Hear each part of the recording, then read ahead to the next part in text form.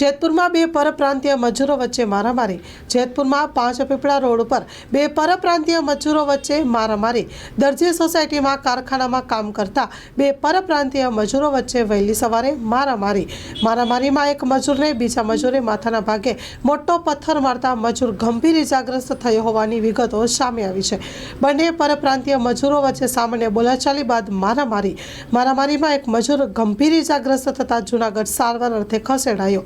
Jetpur Udyognagar police ઘટના સ્થળે પહોંચી વધુ તપાસ હાથ ધરી। Story report by Rakesh Pithadiya, Jetpur. માં motor driving, safe and sure driving. Driving એ શોખ સાથે આપની મોટી જવાબદારી પણ છે। અમારા ઇન્સ્ટ્રક્ટર દ્વારા સચોટ અને સરળ માર્ગદર્શન। આપની રોજની તાલીમની માહિતી મેળવીને શું અધુરાશ છે એના ઉપર પૂરું ફોકસ કરાય છે।